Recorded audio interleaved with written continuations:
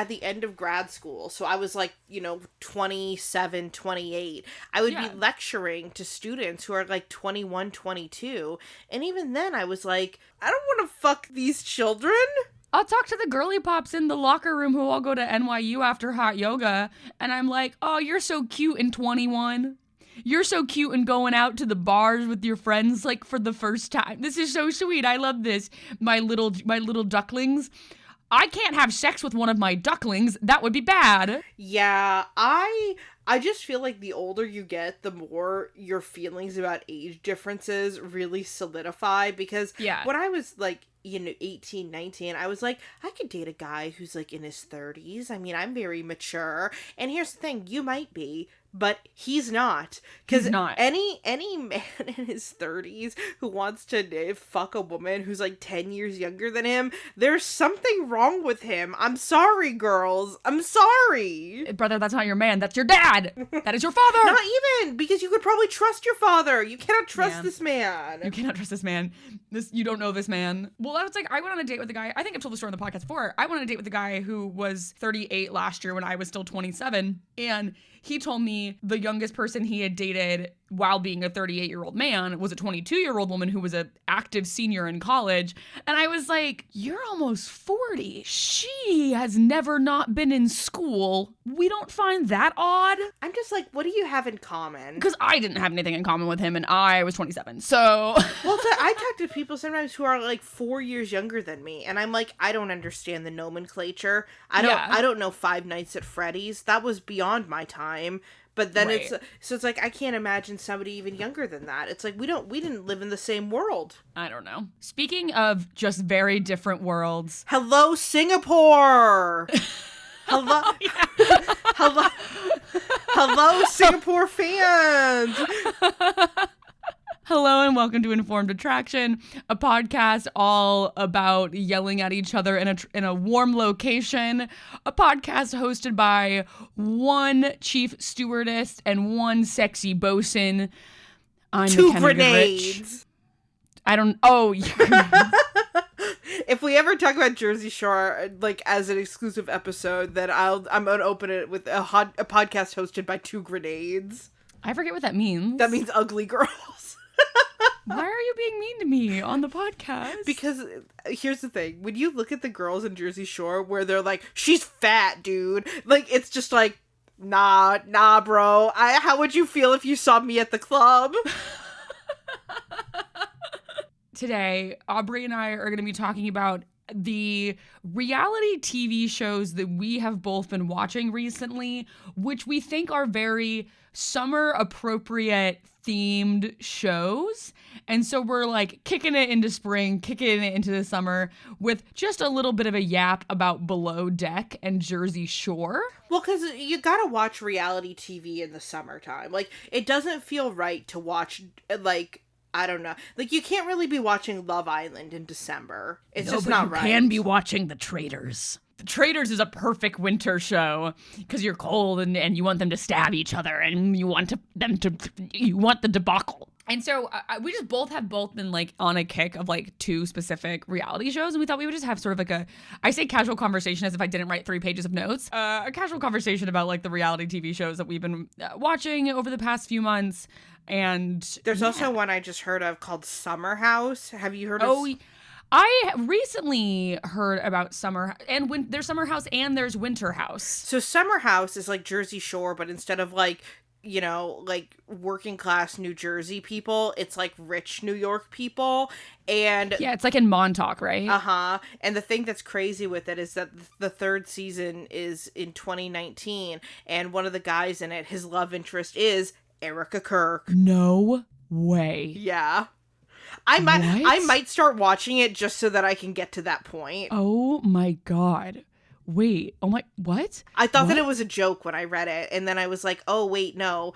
Actually, his love interest in season 3 is Erica Kirk. The 3rd season premiered March 4th, 2009. Amanda Batchelor, Kyle Cook, Lindsay Hubbard, blah, blah, blah, blah, blah. I don't care about any of these people. Erica Kirk appeared as a religious love interest of Jordan Veroy. Yeah.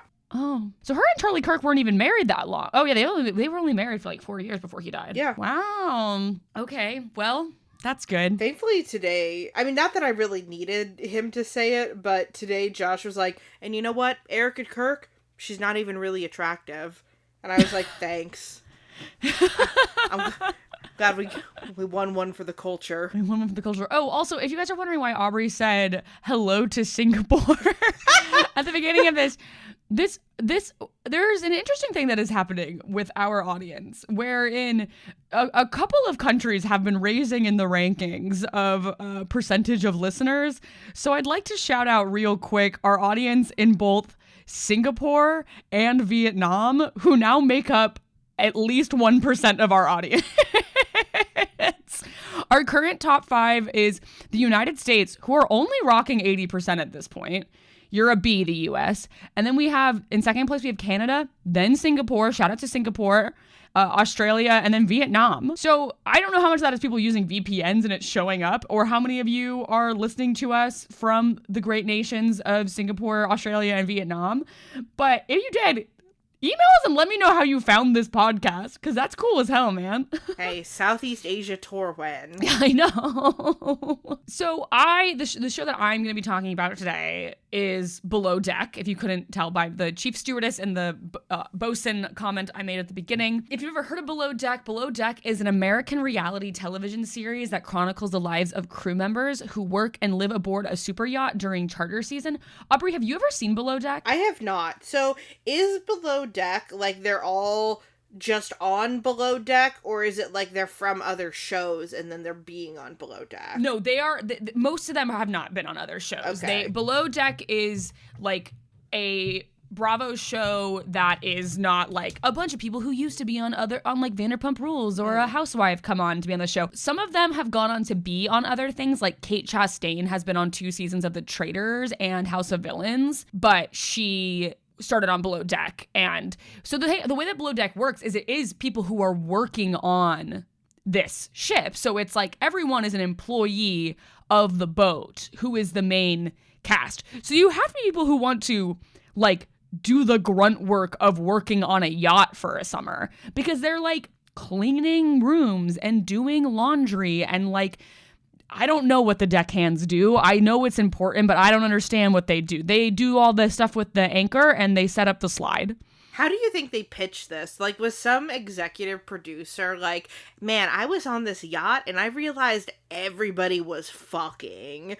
Let's make it a show. Yeah, and what's interesting is it's not that everyone's there is every season there is some fucking, like, don't get me wrong, but it's more that just like the drama of like the interpersonal relationships of the people who are working and living together, I think is really key. And then also the like interacting with the guests, I think is really like charming. I don't know how they like got the idea for it. What's the captain like? Okay. So we'll talk about the captain. I will talk about Captain Lee. But there are lots of Below Deck shows now. It's not just Below Deck. So I've only seen original Below Deck, but there are also other spin-offs such as Below Deck Mediterranean, Below Deck Sailing Yacht, Below Deck Down Under, and Below Deck Adventure. If anyone wants me to dive deeper into any of these shows or into the series in general, feel free to shoot us an email, uninformedattraction@gmail.com. So I have watched seasons 1 to 5 of Below Deck. I got a Peacock subscription when I was doing the Stanley Tucci series, and I started watching Below Deck after I watched the most recent season of The Traitors. I remembered 2 clips from Below Deck that came across my TikTok For You page back during the pandemic when I was scrolling on TikTok until 4 a.m. every night. The first was when one of the stewardesses made the blanket on a guest's bed into the shape of a penis and then tried to lie and say it was a rocket. And the other was when a guest dove off the boat at night and then was kicked off the ship by a captain. Okay. So when it popped up on Peacock, I started watching it, and besides The Pit, it is basically the only thing I watched the entire month of March. I'm still putting my finger on exactly why I like this show, but I think that part of it is that the people on Below Deck just feel more like regular people to me.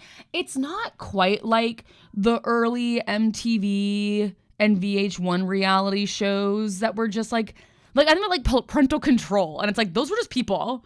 Those weren't like hot celebrities, you know what I mean? And so there's something very charming about like obviously they're all very hot because they're all like hot young people who want to work on a boat for a summer, but they're also like regular person hot, I think.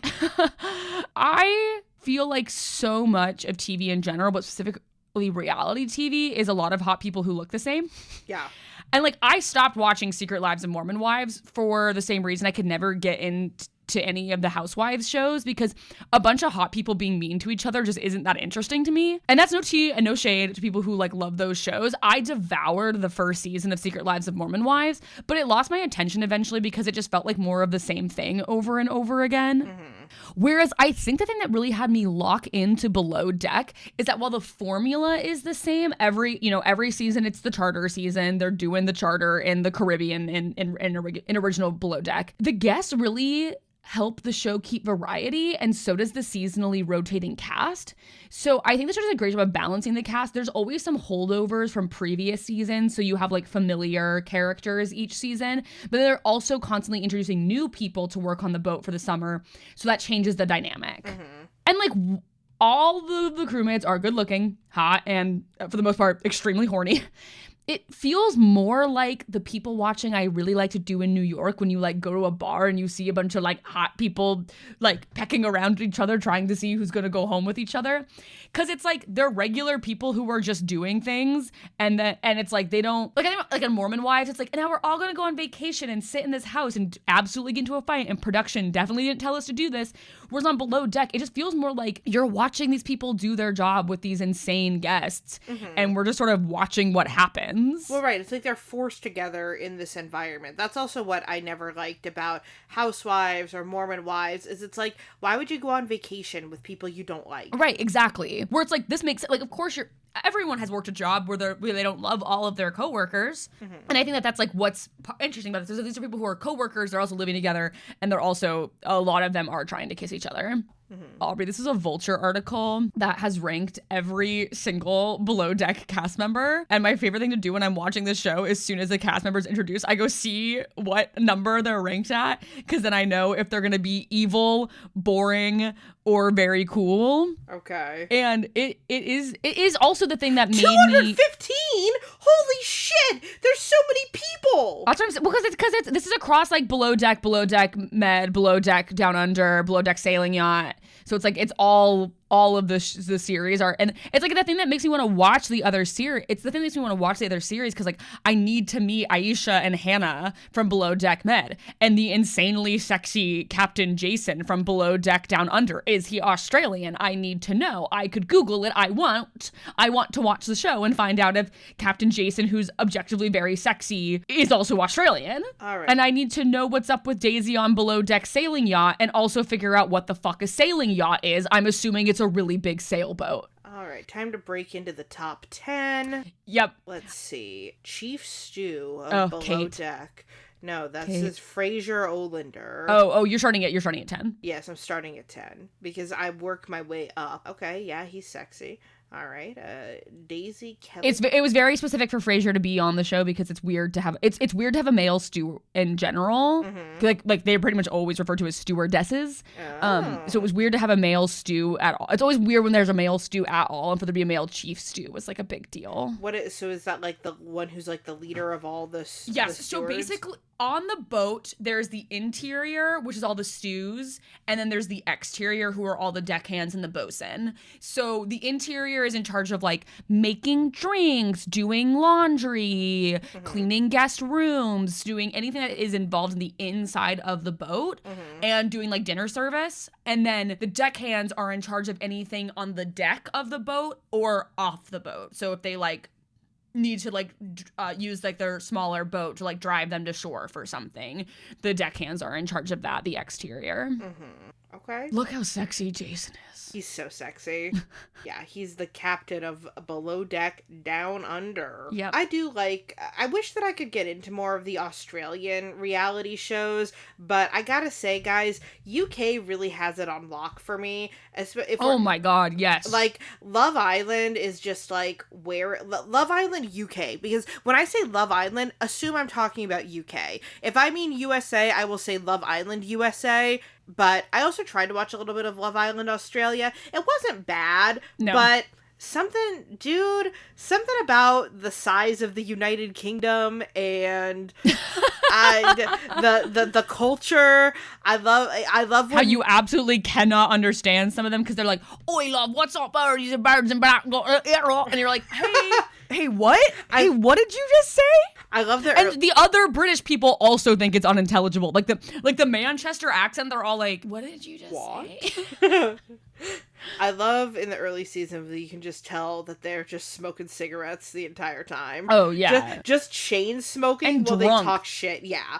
And here's the thing. I understand why in the U.S. we do these drink limits now with reality TV filming, and I think that is they do better. They do it on Love Island UK too now. I know, and I do understand it's more ethical. It does make it less entertaining. I know. That poor girl who, though, had sex live on TV and ruined her life during Love Island. I do understand why they were like, maybe they have to drink less now. Exactly. Well, and then there was, like, the woman who was actually, like, sexually assaulted during Bachelor in Paradise. Yeah. I also think that Below Deck evoked a desire in me to be on a reality TV show that I have not experienced since I was in the 4th grade and desperate to be on America's Next Top Model. And to be clear, I do not want to go work on a super yacht. I like my silly little producing job, and I like making my silly little plays. However, I'm here to officially announce that I am looking to marry rich and go on as a guest now for sure. So if there happen to be any hot, single, rich people who listen to this podcast, please hit my line. But you need to be able to afford to take me on a super yacht, and you have to be hot and nice. Those are the rules. I want to be on the TV show Extracted. Extracted just wrapped. It's the greatest reality show of all time, and I really hope that it continues for a million seasons because it's the most entertaining show that I have watched in recent history. Basically, if you don't know it, the premise is that you are a team of 3 people. You have one person who is in the wilderness. Then you have 2 people who are in headquarters or HQ. The people in headquarters, so there's like 10 or 12 contestants who are out in the wilderness, each has 2 people who are like close friends, family members, partners, whatever, who are in HQ, and the people in HQ are doing espionage, or not doing espionage, doing like they are fighting with each other and playing games in order to get their survivor resources. I applied last season. I'm going to apply again this season, and you have to give 3 potential options for your HQ people. So I always do Mackenna, my husband Josh, and my brother Dalton. And here's the crazy thing though, Mackenna, is that there is a chance that they could be like, okay, Aubrey, Mackenna, and Dalton, you guys are gonna be a team, but then at the last minute, they could be like, actually, Mackenna, you're gonna be the survivor. Yeah, and then I would say, that's so nice, goodbye. I would go, thank you. I would go, thank you so much, I'm not doing this. I would go, that's really interesting. I love that you keep putting me... For $250,000, you would not do it. I don't think so. I can't imagine not needing the money that bad. I can. That's crazy I'm very happy not being on TV. But you would be in HQ. And you want me to be in HQ with your brother? I'm going to kill Dalton live on TV.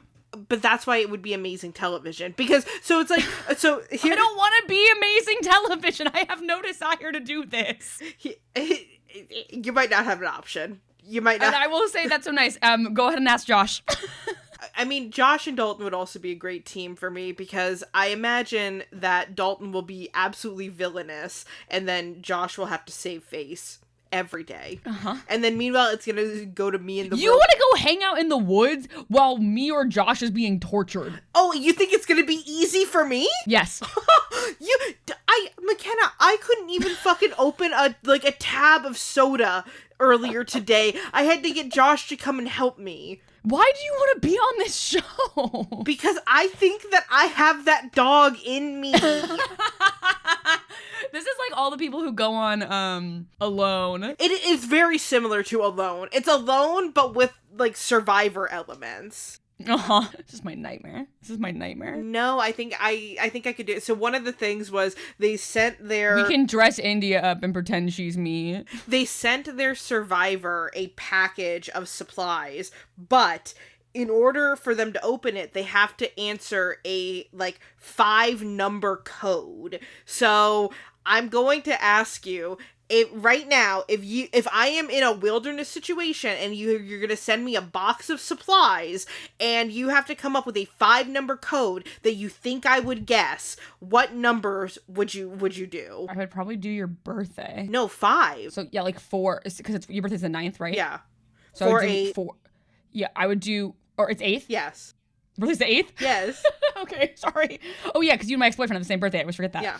I would do 4, 0, 8, 9, 6. You think I would immediately go 0408. Why? Because why would there be a leading 0 only for the second number? Because it's 5. And the only way I can get the last 2 digits in there is if I don't have the month digit in there. I would not guess that. I would immediately go 0408. 1. And then what would the last number be? That's just the problem. See, and nobody would even know, because I think that what I intuitively would first guess would be 36912, because 3 is my number, and you should go with I do know about your numbers. And then you should go with the 3, because that's also the code for like everything. Aubrey, they're never going to let us be on this show now that we've talked strategy on public on the internet. No, the crazy thing though too is that there was a team this past season who they created a fake challenge essentially. So like so around HQ, there's also like a taskmaster element where around headquarters you can find hidden cards with advantages and stuff. And so one of the teams made a fake advantage. I want to be clear. I have stated on the record I will never go to an escape room with my friends. Why would I do this? Because we could get $250,000. All right. I'm going to keep talking about Below Deck now. Aubrey, today I figure I would just tell you about some of the main characters from the first few seasons I watched and tell you about why I think it's perfect summer viewing. And then Aubrey is going to do the same for me with a television program that Aubrey also watched. So I think the most important cast members of the early seasons of Below Deck are Kate, Captain Lee, Chef Ben, and Eddie. And I think they're sort of the platonic ideal for long-running cast members on a show like this. And I do think that they help make the show what it is today. Of those 4, Eddie is probably the least reality TV compelling on face value, but his specific drama with Rocky in season 3 must be studied. So Eddie Lucas is the lead deckhand on the first season of the show, is promoted to Bosun for the second and third season, and then returns in seasons 8 through 9 as a Bosun / first officer. Does it matter if I don't know what any of these like actual job titles mean? Which ones do you not know what they mean? I don't know what a Bosun is. So the Bosun is in charge of the deckhands. What does a deckhand do? The people who do the stuff on the exterior of the boat. Okay. Yep. From the Vulture article, here is the description of Eddie. Aubrey, I'll have you read what Vulture had to say about good old Eddie Lucas. Let's see. The only person other than Kate Chastain whom Captain Lee seemed to respect was Eddie, the sweet, competent, and level-headed decky turned bosun, which is why he returned after Kate's departure. But Eddie does have a few strikes against him, including his lack of support for his decky Raina Lindsay when she struggled with racially disparaging remarks. Oh, and there was his relationship with insane stew Rocky Dakota, which really seemed to piss off his surrogate father Lee. So I've not seen season 9, so I don't know the specifics of the incident that takes place with Raina, but I will say that in general, this show does have a problem with staff not taking harassment and discrimination seriously, especially when guests are the ones doing the harassing. I know that in the Raina situation, it's another crew member, I believe the chief stew, who is the problem, but still, there is an appalling number of times when a crew member, usually one of the stewardesses, but also it happens with male deckhands, is harassed by a guest, and everyone is like, well, they're rich and they obviously shouldn't be doing that, but what can we do? Tell a guest that they can't make remarks about wanting to touch one of the stewardess's boobs or wants to fuck one of the male deckhands? That'd be crazy. And it's like, this is why rich people think they can do whatever they want. Stop letting people get away with harassment because they're paying to charter a super yacht. I think they should be allowed to kill one guest per season. I think when a guest jumps off the boat in the night after Captain Lee expressly tells her not to do that because it's dangerous, they kick that woman off the boat. And it's in season 1 where there's this one guest who will not stop talking about Kat, who is one of the stews that season, he will not stop talking about her boobs, and she's fake boobs, and he's like trying to get her to like tell them about them and like see them, and like it's really, really gross. And the chief stew, Adrian, who is not good at her job for many reasons, is like, I don't know, Kat, it seems like you're just not handling the situation well. And it's like, she's being sexually harassed by this man. Of course she's not handling it well. This is bad. Kick him off. Get him off the boat. He shouldn't be here anymore. Fuck his money. So generally, Eddie is, in the first 2 seasons, kind of just like a competent guy who exists. He's really good at his job and doesn't do a lot to rock the boat, as it were. However, in season 3, he is an insane man and has sex with Rocky, who is an insane woman. And then he lies about it so many times. And it's like, Eddie, girl, what are you doing? He lies to her face. She's like, she like crashes out because he doesn't want to have sex with her anymore. And so then she goes around and tells everybody on the boat, like on like the last charter, that they've been sleeping together all season. And then it gets around the entire boat. And then he, to Rocky's face, is like, we never had sex. Whoa. And it's like, it's also like, you know, you're Eddie, on a show, right? Eddie, everyone's gonna know. It's recorded. It's literally recorded. Okay, I can't find it, but basically he texts her and is like, listen up, girl. If you want some stress relief, meet me in the laundry room. And then they have sex. Well, a bunch of times. Yeah. Also, there's a part where they start a fire. But yeah, so it's like and then he on the reunion is like, yeah, we never saw each other after the show. And then she's like, we had sex 2 more times after the show ended. And he's like, oh, and it's like, why did you do? Like, dude, stop he is lying. Addicted to her. And it's like, she is, let me say, Rocky is bad at her job. She is insane. She does insane shit multiple times. The whole season. She should have been fired multiple times. The whole season. I have no idea why Captain Lee didn't fire her. I don't understand. However, my conspiracy theory is that he wasn't allowed to fire her because production was like, we have to keep her around. She's too good for TV. But like, I think there are people who come on this show clearly because they like work on boats and they want to be on TV. And there's people who come on the show because they want to be on TV. And she like clearly wanted to be on TV. She talks about how she has culinary training. Aubrey. This girl talks about how she has culinary training. And then she, I fuck you not, puts like grenadine syrup into raw oysters. Delicious. And then what's the Rocky Oreos? What is she with the Oreo? I think she puts Oreos like in chicken maybe?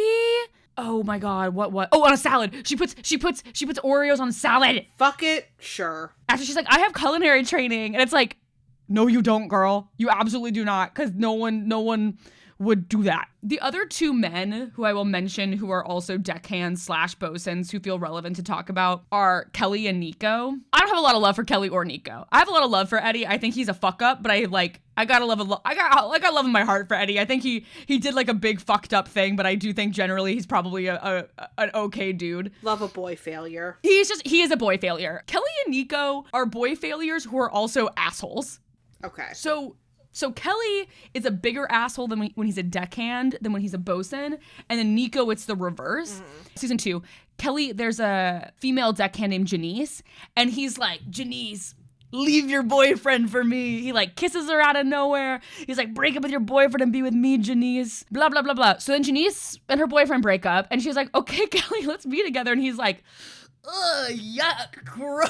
Exactly. That's what fucking Mike was doing in the Italy season of Jersey Shore. Yes. Snooki! Yes. It's just manipulative. It is. And so it's like, Kelly, you Kelly, gross. And then he's promoted to being a bosun. And like, Kelly does a pretty good job as a bosun. He's kind of he's much more he's not as competent as Eddie. He's much more like forgetful and fucks up a lot more, but he's less like icky. There's another girl who he really wants to sleep with on one of the seasons named Emily, who ends up hooking up with Chef Ben. And it's this whole like, oh, I didn't even know Ben could do that. It's like, Ben's always fucking on this show. Why did you think he wouldn't have sex with Emily, who's also British? I don't understand, Kelly. Why are you so shocked by that?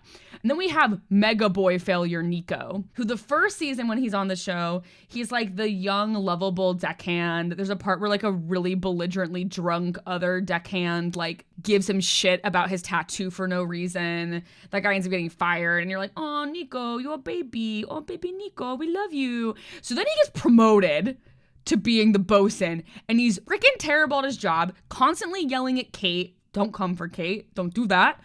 And it's just like, Nico, step off, bro. Go away. Die. Don't die. He's fine. He's not that bad. But it is like, girl, leave and shut the fuck up. You're bad at your job. I'm sorry. So do any of the people from the show actually like go on to work on ships as like their job? Yeah. Eddie's a captain now of not of a yacht, but of like a boat, another type of boat in Maryland. A lot of them are. There's a guy who's a deckhand in one season who's won an award for being a really good chief stew. Mm-hmm. Like there's quite a few of the people on this show who like that's the kind of thing that I said. Like there's people on the show who like working on boats and getting to be on the show is a perk, and then there's people who could give two shits about working on boats and wanted to be on TV. Right. Yeah. Captain Lee, this diva, Aubrey. Captain Lee is number 5 on the Vulture list, and I would love for you to read the description of him. Okay. Is it Lee Rossback? Yeah. That diva. All right. Lee Rossback. The stud of the sea was synonymous with the series until his retirement for health reasons at the end of season 10. His gruff exterior and down-home sayings, "I'm madder than a pissed-on chicken," made him the disapproving father figure that most people imagine a captain should be. His management style was a bit hands-off, as if he would rather his crew figure it out by themselves instead of showing them how to improve. But at the end of the day, he upheld his maxim, "Don't embarrass yourself and don't embarrass the boat." In a decade at sea and in front of the cameras, he managed to do neither. Okay, and I want you to just watch this video of his best one-liners. Don't embarrass yourself, don't embarrass the boat. In a decade at sea, he managed to do neither. They're saying he didn't embarrass himself or the boat, right? He did not embarrass himself or the boat. Okay. No, he's an icon, this diva. All right, time to watch. I will watch and learn. My name's Lee Rossback. I'm your captain. There can only be one captain on a boat. On this one, I'm it. Get out of the way. I'm generally not difficult to get along with, as long as everybody does their job. This is the most beautiful place I've seen in my life. Oh, I am pissed. Life is like a sandwich. The more bread you have, the less you have to eat. We have gone through deckhands like a condom salesman at a whorehouse. You couldn't drive a straight pin up my ass with a 10-pound sledgehammer. We screwed the pooch so many times we should have litter of puppies running around. I am madder than a pissed-on chicken. I would rather drag my dick through 10 miles of broken whiskey bottles than have these holes on my boat again. Anchors home and secure cap. Roger that. Captain, would you like some dinner? No, I'm gonna eat somebody's ass for dinner. Roger that, Captain. All right, so I'm probably gonna start watching Below Deck. I find this him. This diva is everything. Also, you have to look at this image of him from when they have a luau, and he's like the king of the luau. Yeah, I love this man. For context, he is kind of like a curmudgeonly older man. Yes. And like this, at some point, somebody is like, "Captain, can I get you some dinner?" And he's like, "I'm gonna eat somebody's ass for dinner." I'd rather drag my dick through a mile of whiskey bottles than have these assholes on my boat again. We screwed the pooch so hard we should have a litter of puppies running around. Yeah. Can I get you some cheese to go with that wine you've been spouting? Yeah, if the show is just him saying that to a bunch of, like, hot young people, I might be seated for Below Deck, actually. Oh my god. He is such an icon. Okay, so there's that diva. So diva 1, Captain Lee. Diva 2 is Chef Ben. So Chef Ben is British.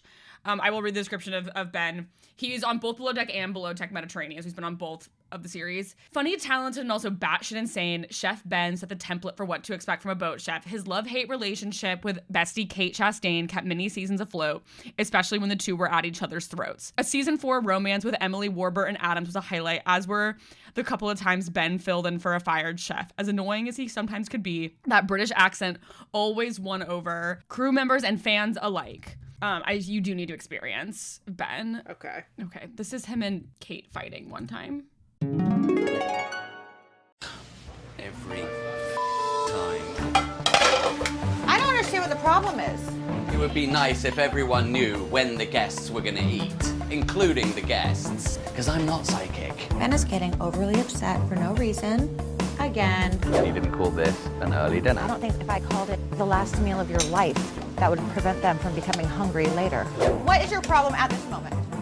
I asked you if it was brunch, and you said, let's call it the first meal of the day. Clearly you do. I don't know why. Oh, it's always been breakfast, but I won't use the word breakfast. I'll just say it's the first meal of the day. It is breakfast. Hey, Ben, can you guys hold it down? I can hear you guys up here on the bridge. That means if I can hear you, somebody else probably can as well. This is so embarrassing. Was that Captain Lacey? Yes. No, stop yelling. I feel like we can all hear you. I've never had that happen in my life. Mommy and Daddy need to stop fighting. Awkward. Oops, that did not. How are you guys doing? Good. Can I get you anything? I think we're good. Right. Sorry, guys. As long as the drinks keep coming, we're fine. We're so good. Okay. Sorry about that.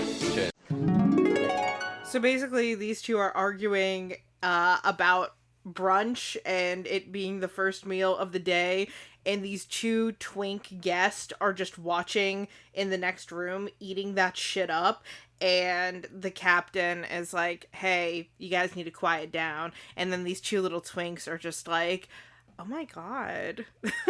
Yes, so that's Kate and Ben, and they are for many of the early seasons, they are the chef and the chief stew together. So she's in charge of all the other stewardesses, and she is by far like the most like iconic member of the staff from the series. She's I think kind of the only one who has gone on to have like a big reality TV career outside of like this show.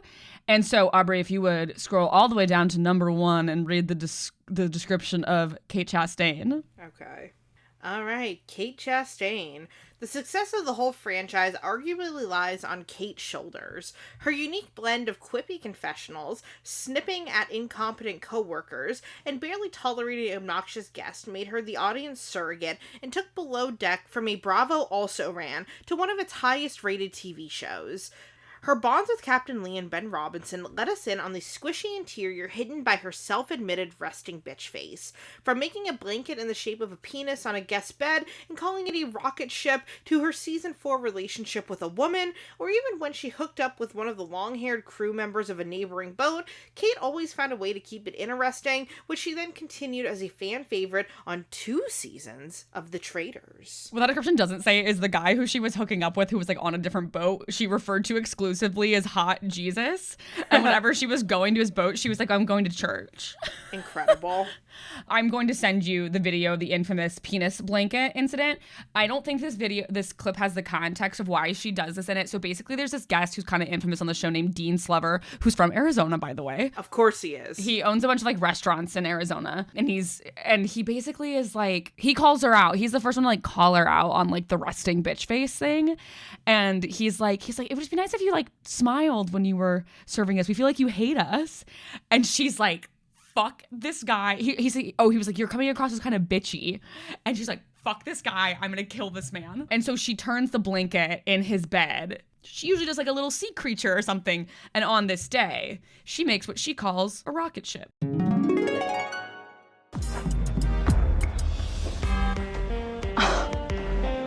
It's the best folded penis I've ever seen in my life. I instantly know Kate did that. She's the only one who could fold a penis that good out of a blanket. Hey, did you have anything to do with that penis on the bed? I made a rocket ship. A what? I don't know why you said it's that. It's a rocket ship. Okay. Guests like this definitely make me think that I have spent too much time in this industry. The space program is still strong where I'm from. They've been going to Mars, but I have a feeling they're going to be going to Uranus. Wow. I've seen rocket ships. I went to visit NASA once. I'm sorry, but that's a penis. Yeah. That was quite the shape you picked. It was a moment of genius. Rage-filled genius. That's a penis. She is iconic. She's absolutely iconic. Basically, there's clearly a folded up penis on this guest bed, and the other little deckhands are like, hey, Kate, you have anything to do with that penis? And she's like, that's a rocket ship. The space program is still very strong where I'm from. She is from Florida, to be clear. Yeah. But yeah, no, she's just, and I will say, Dean, like, loved the penis. He thought it was very funny. He, of like, course. was not offended by it. He thought it was very funny. And so they end up getting it really big. So the thing about Below Deck that I haven't mentioned yet, that's sort of like one of the structural things about the show, is at the end of each charter, they get a tip. These tips can be anywhere from, like, $10,000, which would be a bad tip, to, like, $20,000, which are like if they go above $20,000, that's a really good tip. And it gets divided between the whole crew. And so like Dean gives like a really good tip every time he comes on. But like specifically, they're really worried that like Kate ruined their tip with the penis blanket, and then they end up getting like a great tip because he fucking like he loved it. But yeah, so that's the thing. It's like people are already paying to be on the boat, and then there is an expectation of leaving like a 5-digit tip to the crew. Yeah, and also I feel like the thing with like annoying rich guys is that they love to be like, I don't know, like fucked with a little bit. Like that is just like a thing with rich douchebag guys, is they love to banter. Yes, exactly. And like I think that he knows that like she did it because he called her a bitch, and so and told her to smile more, and so she like that was her like little way of getting back at him. It was calling him a dick by putting a penis on his bed. Well, right, because if she called HR, then she would really be a bitch. But if she can laugh with it and rib him back, then that's what you do. Yeah, and so that's like it's a really interesting thing of like just watching on this show like the dynamics of like these people who like they make a fair amount of money. They're on TV, like they're making good money doing all this boat stuff. But next to these like insanely wealthy people, like to be able to charter one of these boats, like you need tens of thousands of dollars. And that doesn't even count like getting to a lot of these things are the British Virgin Islands, and so it's like you gotta get there and then you gotta charter this freaking boat, and it's expensive. Yeah. And so you are dealing with like the guy who's like the CEO of like the Tap Out brand is a guest at one point. There's a woman who's a very famous psychic. Lots of older men with their young girlfriends. Not good. And it's every time that happens, all the girls are like, awesome, so happy. Lots of times when like two older, like a middle-aged couple propositions either one of the girls who's like a stew or one of the boys who's a deckhand, there's one couple that propositions both one of the stews and later propositions one of the deckhands, and it's like they're just trying to have a threesome on this boat with the crew member. Yeah. That's what they're trying to do. Yeah, man. I mean, the other thing, too, is that even if these people are making good reality TV money, they're still ultimately in a position of, like, servitude to these even richer people, which is a different dynamic, because you can have a lot of money, but if you're still, like, the help, you're not going to be treated like another rich person. Right, and it's, like, you definitely get, like, a balance of, like, the people who come on the boat and treat the crew like people, and the people who come on the boat and are like, ew, people who work here die, gross, evil, bleh.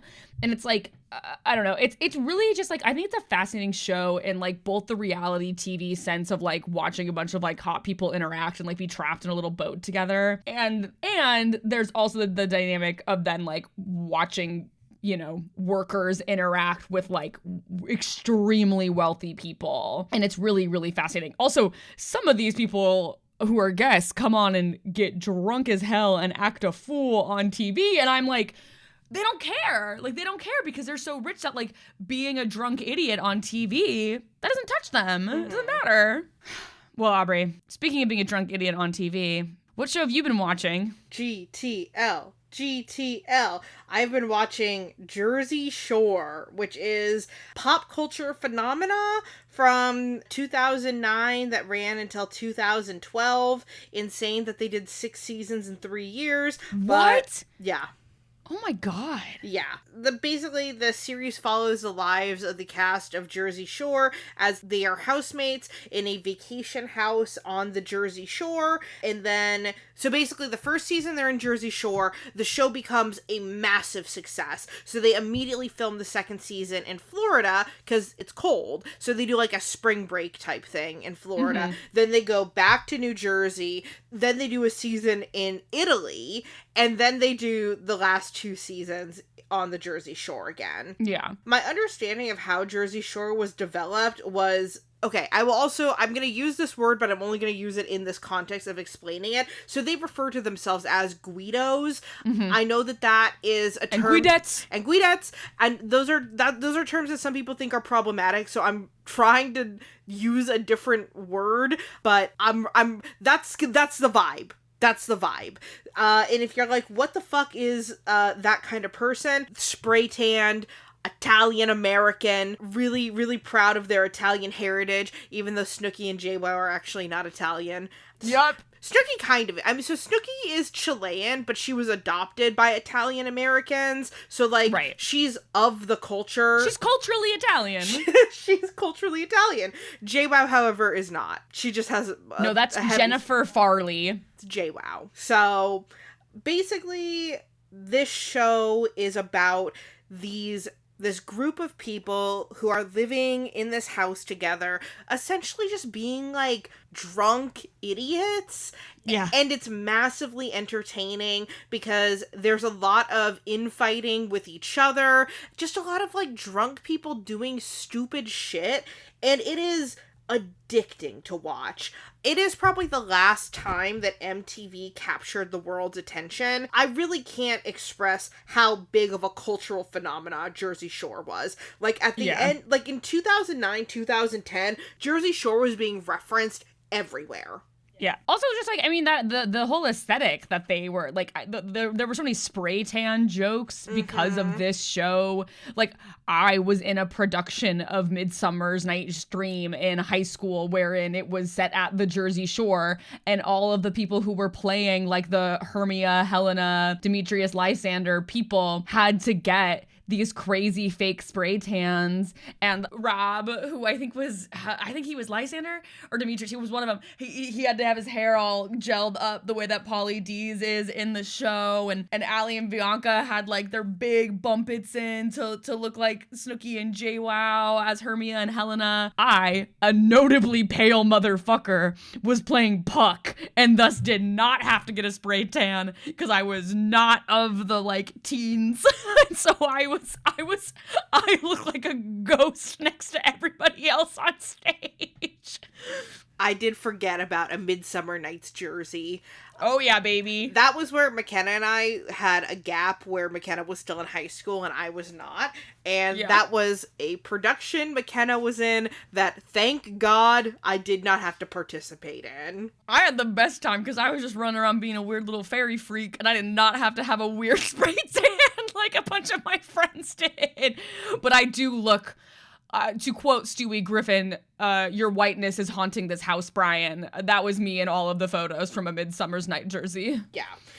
Basically, the entire cast of Jersey Shore is just incredibly compelling to watch. I'll just kind of go through who they are. So, you've got Pauly D, who is the one who is a DJ, and he has like this spiked, gelled up hair. He looks like such a douchebag, but actually what is surprising is that the role of Pauly D on the show is more of like the class clown. He's just always kind of cracking a joke. He never gets mad at anybody or anything. He's just kind of like there for the lulz, as they would have said in the 2010s. Yeah.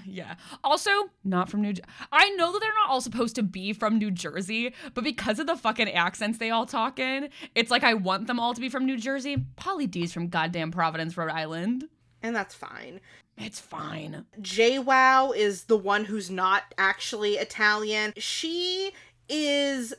I will say, I think Jennifer Farley goes by JWoww, or they just call her Jenny on the show. She's like BFFs with Snooki for the most part. The main drama with JWoww is that at the very beginning, she has this boyfriend, I think Ben, and then just like cheats on him repeatedly.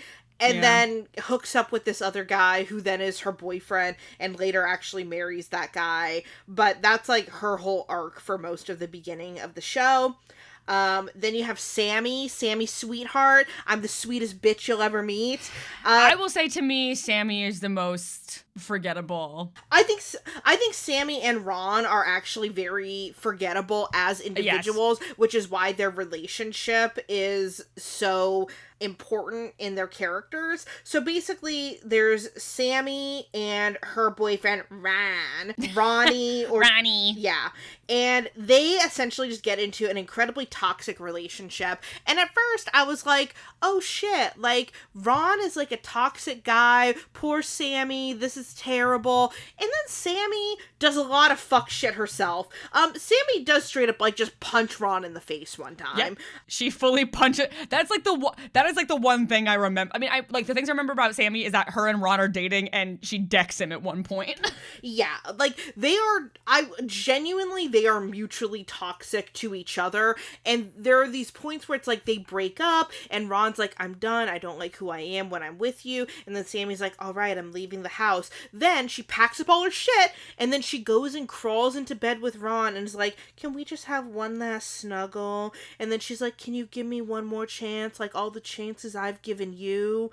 And it is just it's very manipulative and very toxic. They are two people who should not be in a relationship, but I will say their relationship is probably the closest thing to a plot that Jersey Shore has, because for the most part the episodes of the show are either just like, yeah, we're all hanging out, or what's the latest drama with Ron and Sam. Yeah. I will say, for folks who have not seen Jersey Shore but who have seen Secret Lives of Mormon Wives, you can think about them as Dakota and Taylor, but louder. So one of my favorite things is that Snooki and JWoww know that Ron has been cheating on Sam at the beginning, and they know that if they tell Sammy, she won't believe them. So what they decide to do is write an anonymous note, and they put it in Sammy's dresser for her to find.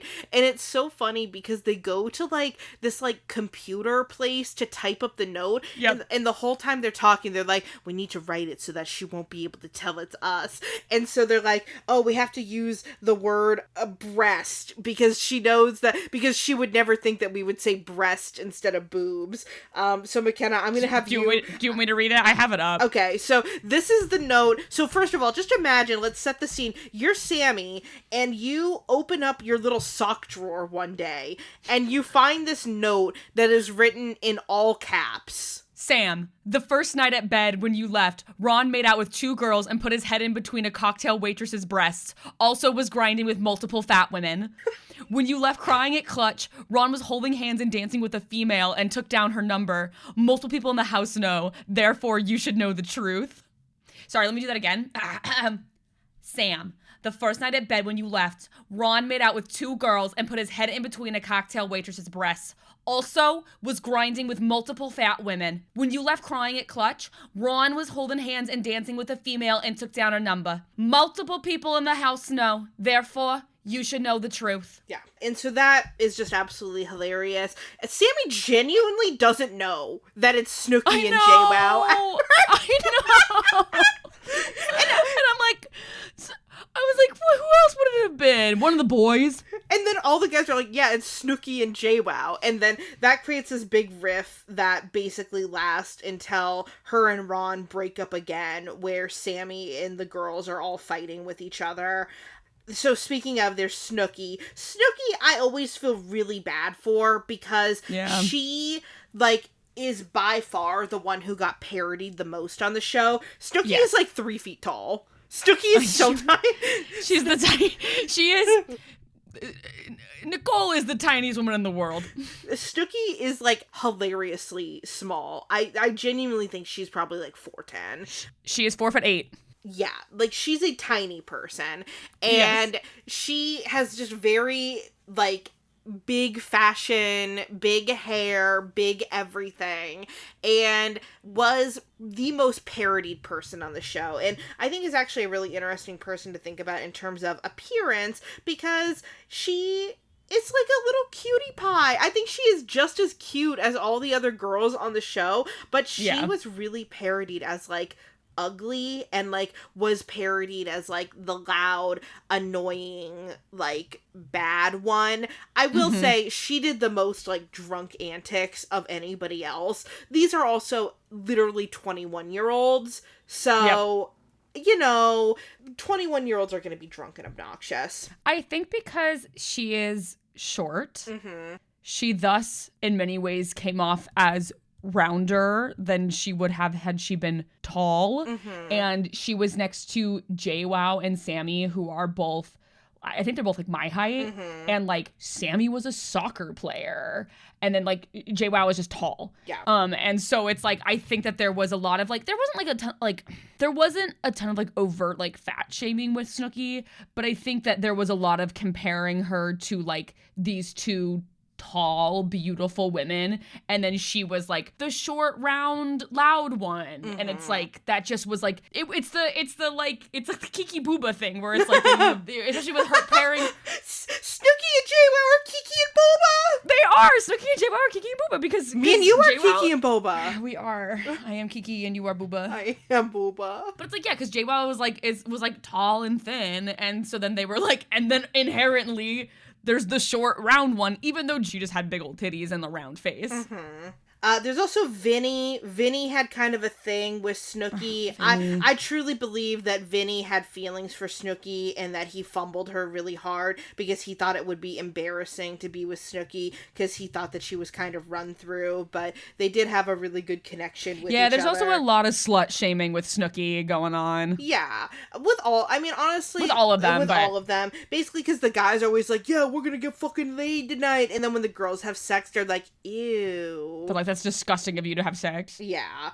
So yeah, Vinny, he's like the youngest one. I think he is Vinny Guadagnino. Yeah, he's like actually 21 in season 1. Everyone else is I think between like 22 and Mike is the oldest. I think Mike is like 28 in the first season. Yeah, I think you're right. So Vinny, I don't know.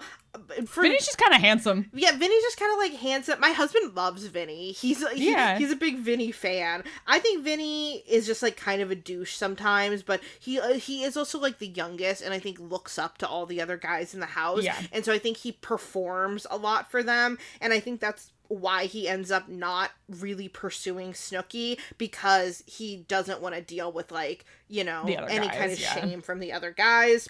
There's also Angelina, who's only there at like the beginning. Also think we should mention that Vinny like loves Donald Trump. Oh yeah, I mean, let's be real, I think they all voted for Trump. Yeah, but Vinny like went to the Trump rally at Madison Square Garden. Yeah, like that. Yeah. Vinny also was on a season of America's Food Truck Race. And Vinny was also on The Masked Singer. Was he? He was the hammerhead on The Masked Singer. Wow, I'm not locked into Masked Singer lore. I watched it a lot with my parents when I was living with them. Angelina is a girl who is on, like, literally the very beginning of season 1, and then is just such a fucking mess that they, like, eject her from the house in the 3rd episode, and then they try to bring her back in the 2nd season, and the same shit happens again. And so basically everyone is always like, you're being like Angelina when one of the girls is getting out of hand. She calls herself the Kim Kardashian of Staten Island, which is the funniest thing in the world. That's crazy. We have our boy, me and Mackenna both have a shared Lorbo in Mike the Situation Sorrentino. Love you, The Situation. We love The Situation. The thing that I think is so interesting about The Situation is that when you think of all the guys in the house, you would think that Ron, who is like the burly, biggest, muscular one, would be like the leader. But no, Mike is undoubtedly the leader of that house. Oh yeah, they all really respect Mike, and you can tell. Yeah, I think he is the oldest, yeah? Yeah, he is. Yeah. Yeah, and I think by, like, a few, like I think he's, like, probably at least 3 or 4 years older than everybody else. Yeah, I think you're right, because I think he's in his mid-40s now. Yeah. And I think you can talk about why you love The Situation. I will say that I think what I love about him... You should talk about... You love him more about him on the show, and I love him because of his after-the-show life. So talk about Mike on the show. Well, and it's a little bit of both, right? Because I find him very entertaining on the show because, okay, Mike in seasons 1 through 3 is different than Mike in season 4. Essentially, throughout the show, Mike develops a really bad drug problem. Yeah. It is not apparent in the first 3 seasons. So in the first 3 seasons, you just get this guy who is like very like gregarious and funny and charming and is just like this cool guy who everybody wants to kind of be around. And it's really fun and interesting to watch him. All the girls want to fuck Mike. That's the other thing that's interesting. Because Mike's constantly fucking taking his shirt off and being like, look at my abs.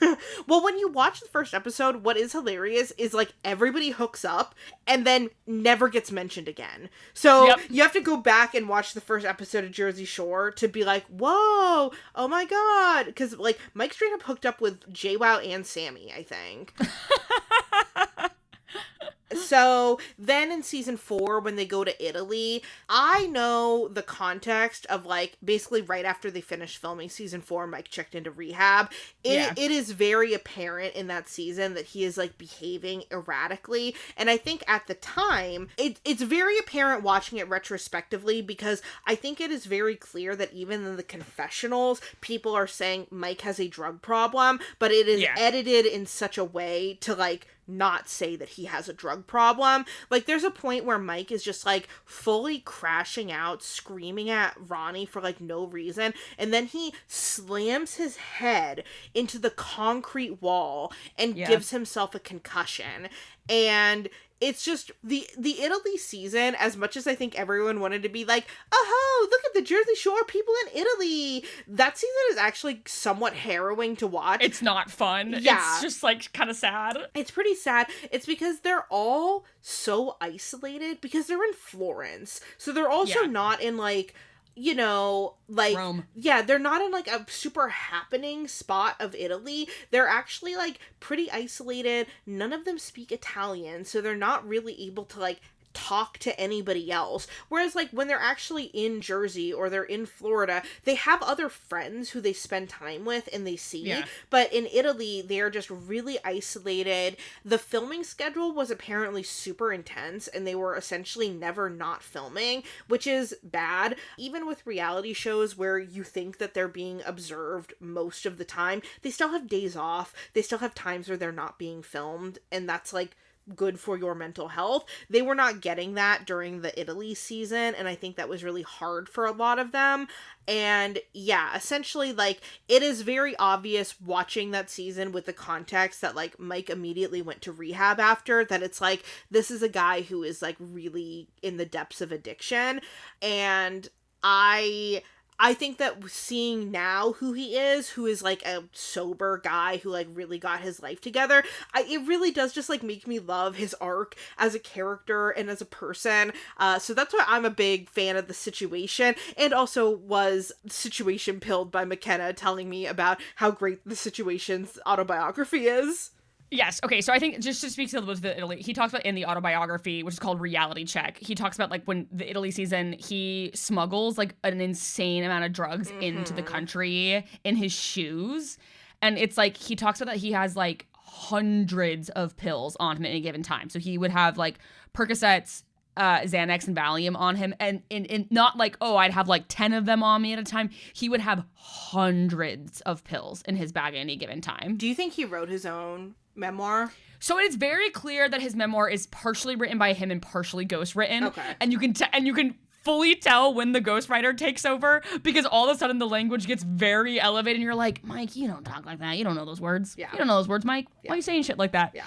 And so it's like, I think it's half and half, because there are definitely parts that like feel like he said them and like wrote them. I'd imagine how something like that goes down is you sit with the ghostwriter and they probably record you telling your whole story, and then they just pull from that. Yeah. And so here's the thing that I would say about, this was a few years ago, I think the year 2022 or 2023. Yeah, in 2023. So in 2023, I read a bunch of celebrity memoirs. I was listening to this podcast that at the time was called the Celebrity Memoir Book Club. I don't know what it's called now. They're like a more general pop culture podcast now. But I read a bunch of memoirs that year. Specifically, I read the memoirs of Mike, The Situation, John Stamos, and Matthew Perry. Matthew Perry and John Stamos' memoirs are better written than Mike, The Situations.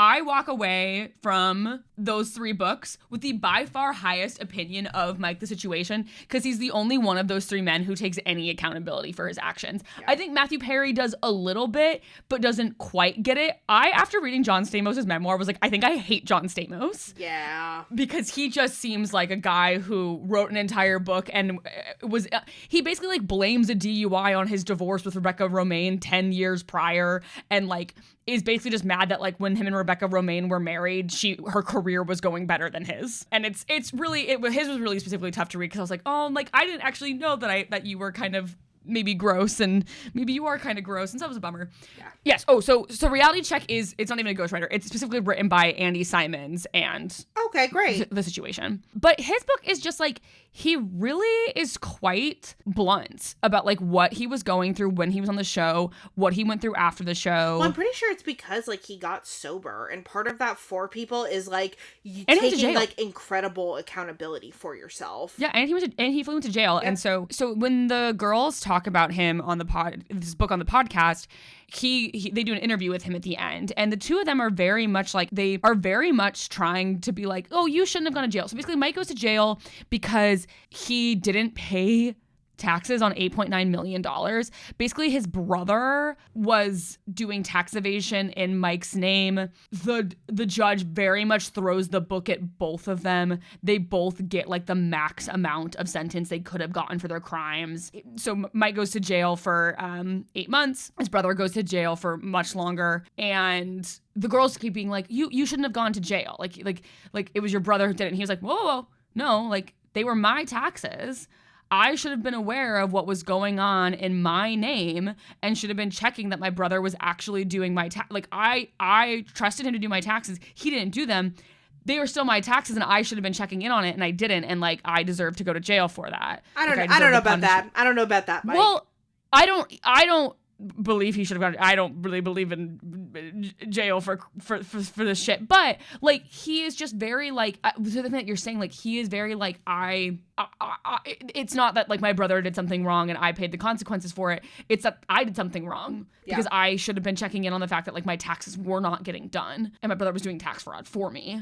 Yeah. And it's like I just was like I really respected that of him just being like, hey, like actually I understand, but like I did do something wrong here. It's not just that my brother did something wrong. But the book is also really funny because he'll be like, I was having sex with 12 girls at once, but I was on so many drugs that I just was kind of not even in my body.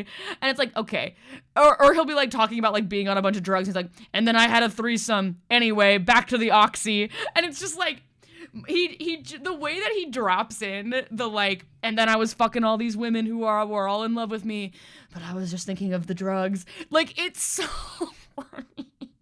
And it shouldn't be funny, but it's so funny. It's just, I don't know. It was really, really delightful. And I think it was one of the very few celebrity memoirs that I read that year where it felt like they had actually grown as a person. Mm-hmm.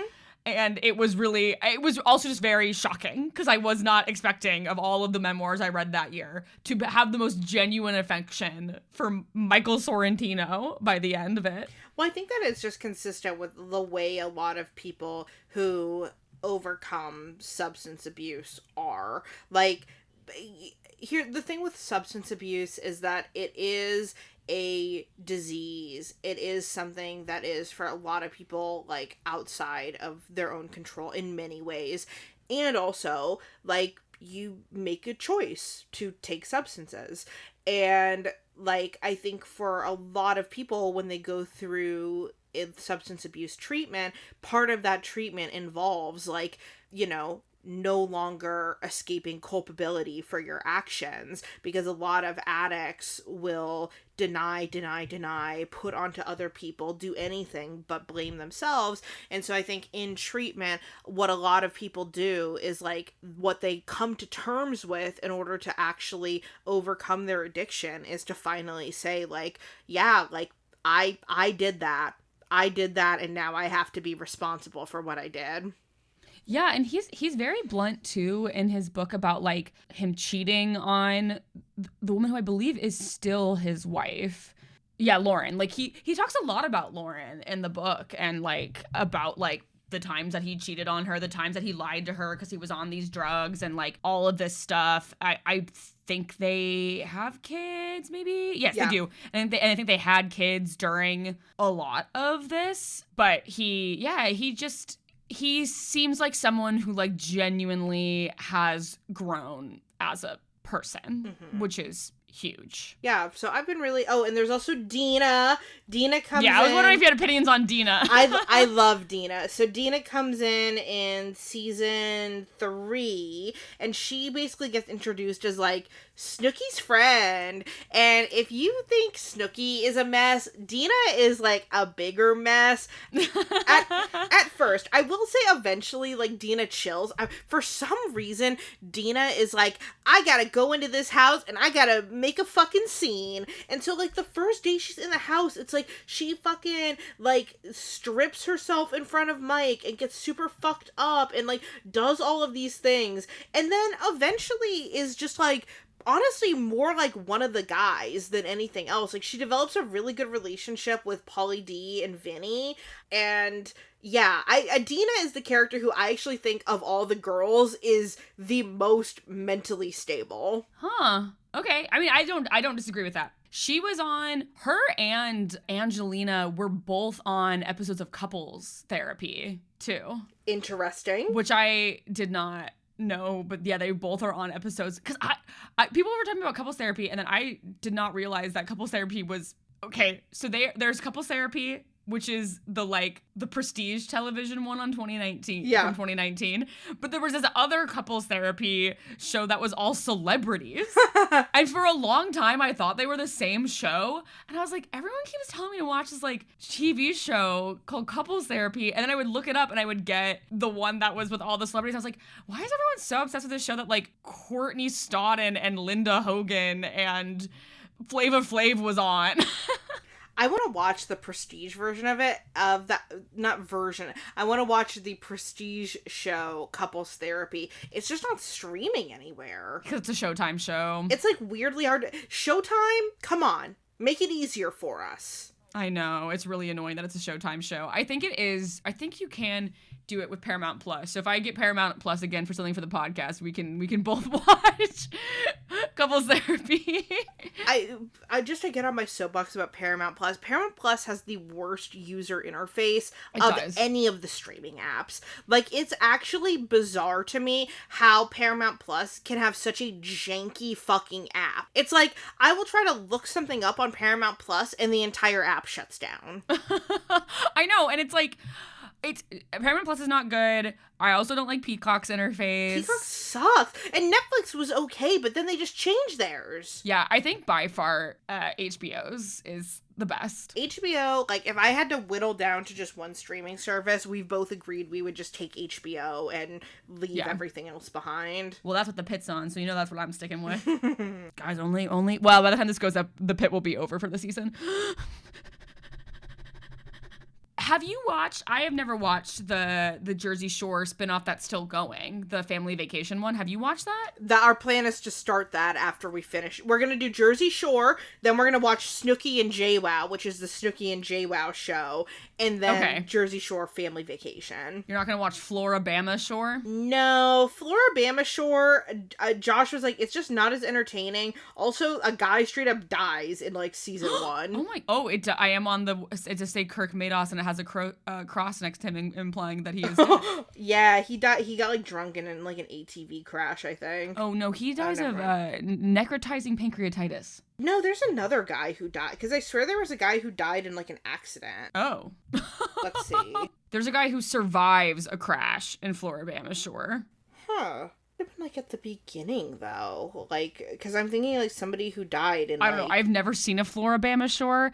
I have only know it exists because of poking around in the Jersey Shore Wikipedia page. There's also, I think, some kind of like Canadian Shore that's come out recently. People are like, this is not very good. What? They shot it in Missoula, Montana? I might have to watch.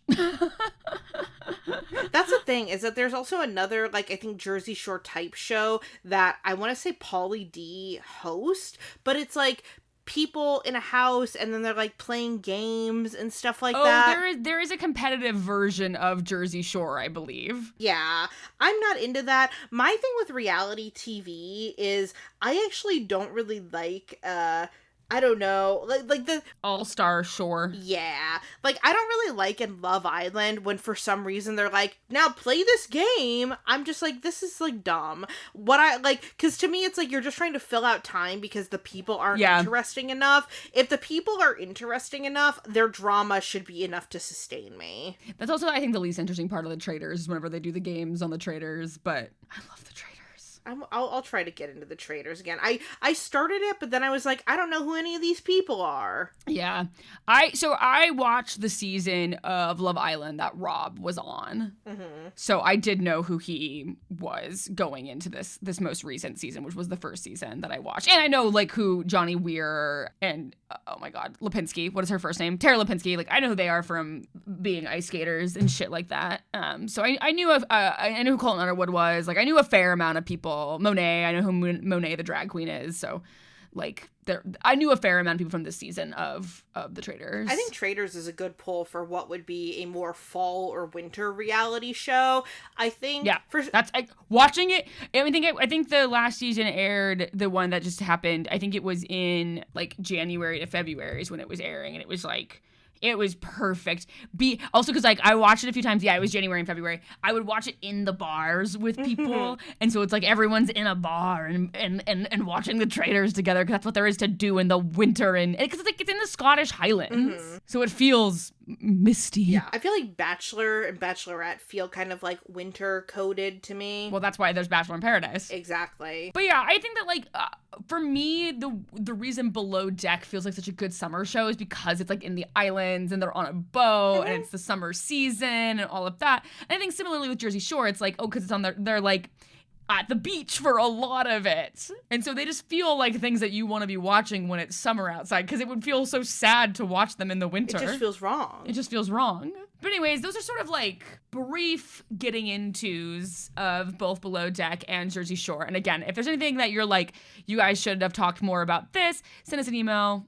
We'll think about it. I've also just been enjoying Jersey Shore because I turned 30 earlier this week when we're recording, and part of the thing that I've been joking about with my husband is that I'm really trying to have like a 2009 summer. So we've been watching Jersey Shore, and one of my birthday presents was I got an I Heart Haters hat, which is very 2009, and I just want to be like this summer I'm going to be doing a musical with my friends, and so it's like I'm going to go do the musical and then go to the pool and get ice cream. I have season passes at my local theme park, so I'm going to go to the theme park every week and go to the water park and just like have fun and enjoy my summer in a way that is, I don't know, reclaiming something from childhood and just really enjoying my life in that way. And so Jersey Shore just feels nostalgic, and it feels like at the age of 30 that I am giving myself the childhood that I wanted to have. And I think that's a wonderful gift that you can give yourself at any time in your life. But not me though. I gotta lock in. I gotta grind harder. I gotta get on that grind set. I gotta start looks maxing. I gotta start bone smashing. I start doing meth. Clavicular is going to jail, I think. I don't really know exactly what's going on with him. I know he was arrested, and I will rise in his place. Aubrey will have a 2009 summer, and I will have a looks maxing solstice.